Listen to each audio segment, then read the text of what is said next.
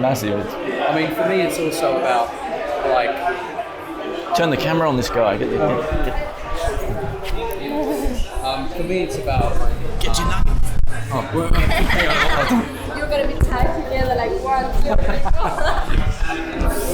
4. Yeah, I think for me, it's about like. It's also about being your best. You know, it's about. Look, I've been in like this career for like 20 years. You know, and. Over the past few years, I've been just kind of feeling like, I really want to get a promotion, and I just feel like I've been trying to please my boss, and do all these things. But it's like I just feel like, how I've kind of like showed up as a human being, especially in the past few years, and what I've learned, and all the challenges I've had to face, like I just felt like I was selling myself out, going to these interviews to get a job, and having to sell myself. Like, I just feel like, look, I'm done with that, like I'm worth more than that, like I can do all these different things, People are going to come to me, like I'm in finance, people are going to come to me and sort of say, listen, can I get your advice about this? How do I do this bit? How do I do that bit? What's your advice? Well, I want to be my own advisor, and yeah. But do you feel you also, like your friends and family is relating who you are as a person to the job that you're doing as well? Definitely. Yes. Do you know what? It's even more than that, because I actually have defined myself in terms of, like what status what level have I reached in my career, what's my paycheck, and I've allowed that to kind of define myself. And it's just so limiting, It's so limiting. But it's like I feel like 99% of the world's population, they do that, They do that because the first question you're told is, what is your name and what do you do for a living? That's what we do. It's self-propagating, right? Yeah. And then you connect your personality to your job instead of understanding what do you have inside, what is your personality, what is your worth. That's what you said, right? You said you're more worthy than what you're getting at. Do you think you feel like you chase promotion because it's going to it's going to fix a problem, like it's going to solve it, it's going to fulfill you somehow, it's going to take away pain? I believe that, I actually believe that, definitely.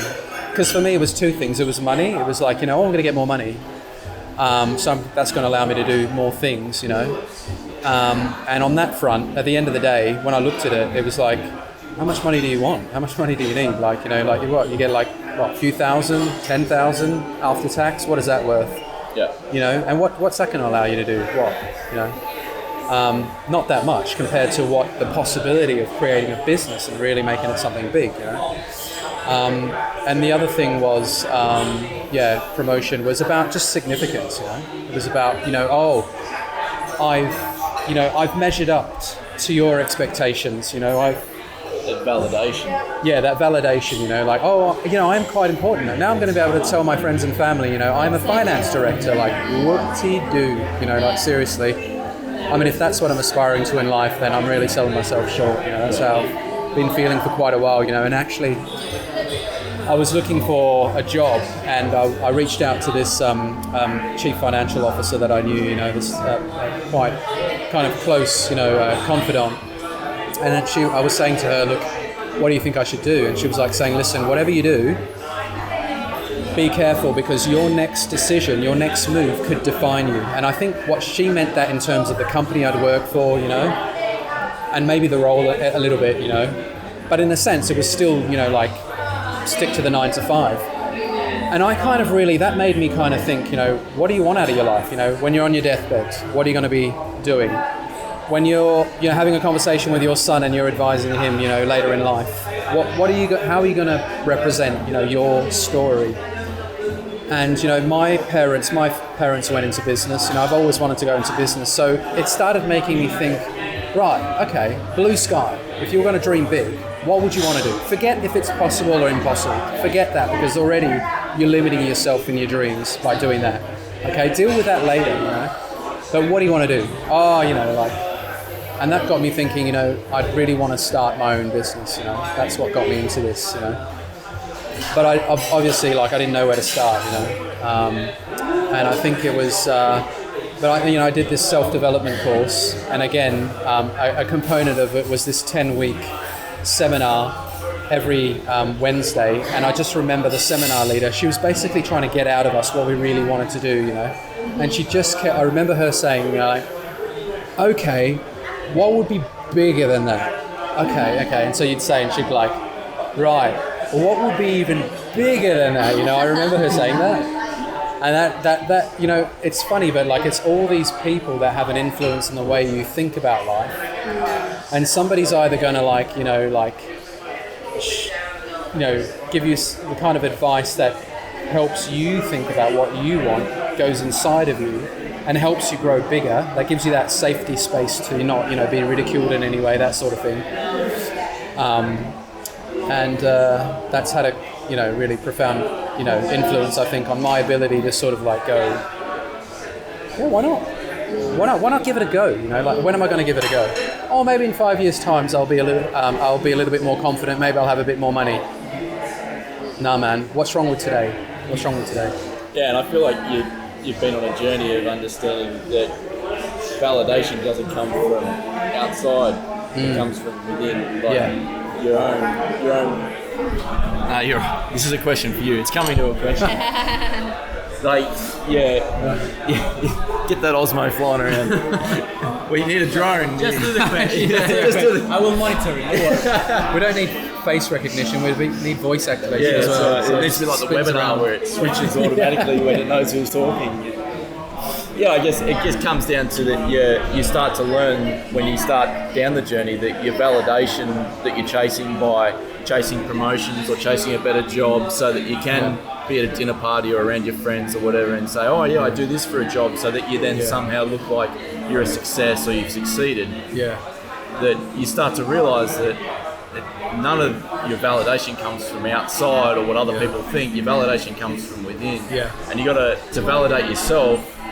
It's not, you don't feel that validation when you're trying to validate yourself to others because you're not pursuing your true passions or your true interests. You're out of integrity in a way. You're out of integrity. You're serving other people's interests and other people's thoughts of what you should be doing. Yeah. And when you start listening to yourself and what you start doing what you feel like you should be doing, you realise that it doesn't matter what you tell people you do. You can tell them you're a skydiver. Yeah. It doesn't matter. It doesn't make a difference to you, actually. It makes no difference to you or your success. And your success comes from within, not from external. I've got a good opinion about this because that's something that I really got from that life coaching course that I did, is that as human beings, we're often trying to look good, like we're quite self-conscious. And I'm feeling a little bit self-conscious right now, to be honest with you.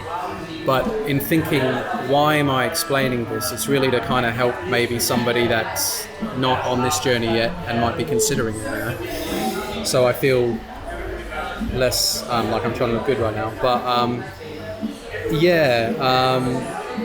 now I forgot what I was going to say. I hate that.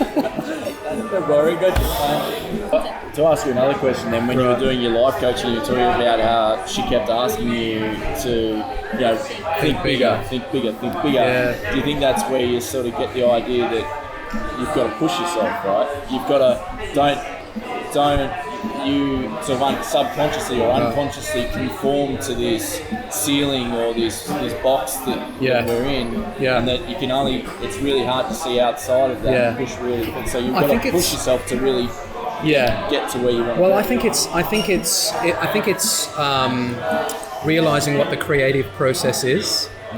Like if you're going to create something, I think it's not a new version of anything. It's not an improved version of anything. Creation is about doing something completely new. So, and I think the creative process itself is about recognizing, accepting that you're not there now, because otherwise you wouldn't be creating something, and allowing yourself to be okay with that, be okay with that, And a lot of people feel,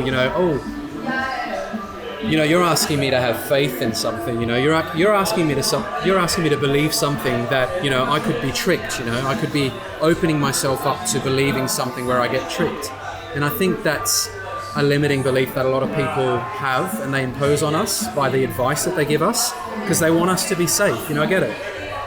But if they were like this lady in this life coaching course saying, what would be bigger, you know what I mean? Like, that's really allowing me to tap into what what could be better that I've not thought of, you know? Yeah. Because a lot of I never dreamed that I would be comfortable to speak in front of a camera, you know, and put myself out there on whatever, YouTube, whatever it is. Yes.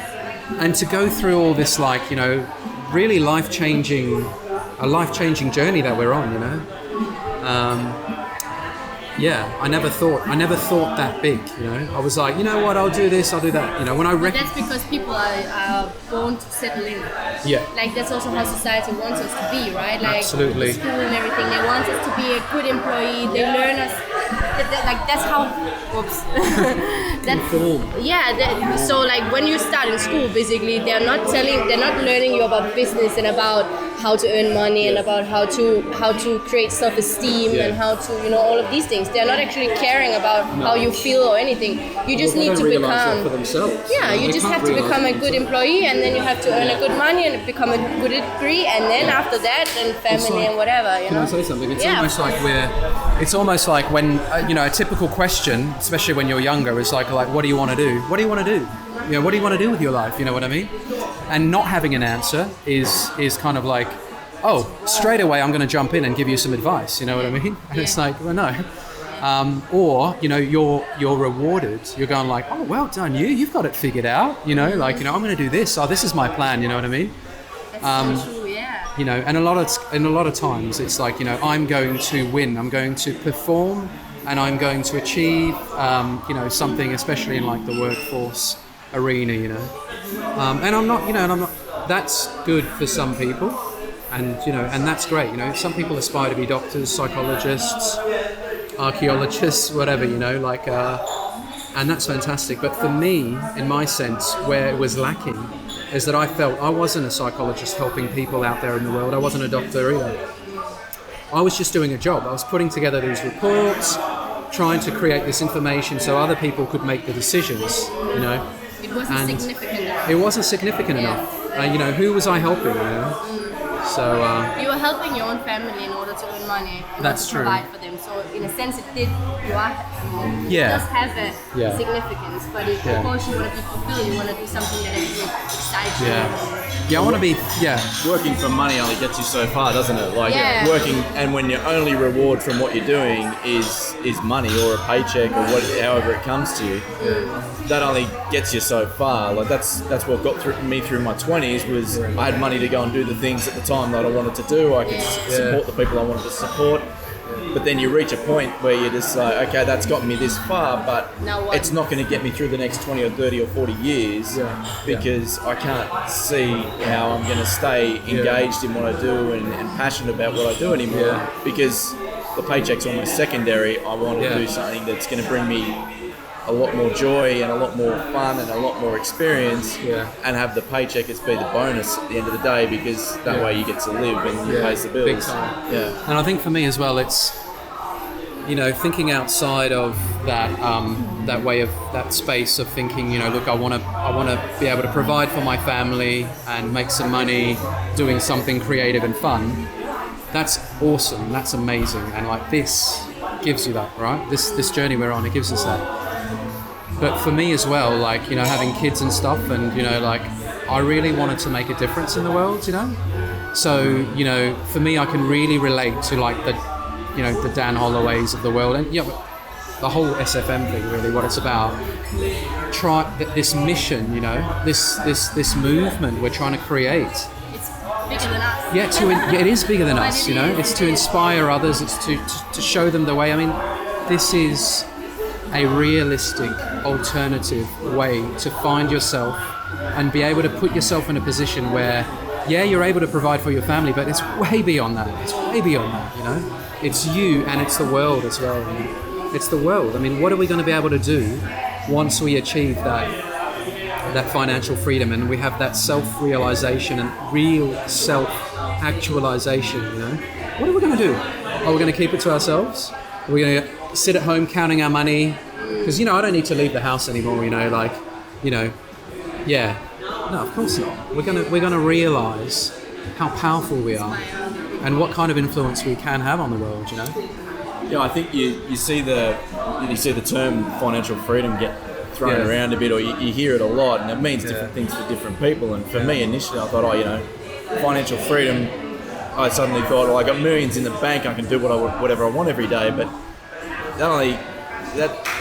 when you sort of get further through it, you realise financial freedom actually means being able to pursue something that's bigger than yourself, like you were talking about, being able to pursue something that's really worthwhile and really beneficial, far beyond your own existence, with the comfort of knowing the money's going to come anyway. The money will come as a result when you build a business around something that you just get up every morning, you just go and do it because it's what you want to be doing, and the money will just come as a result. So you're not so often through life, everything you do has a dollar figure attached to it, whether it's an income or an expense. But when you eliminate that, and no longer every decision you're making and every choice you're making and everything you're doing is either an expense or an income, it's just. I mean, I love what's his name, Kiyosaki, that wrote the book. I love it. You're fulfilling your true purpose if you commit your life to the highest advantage of others.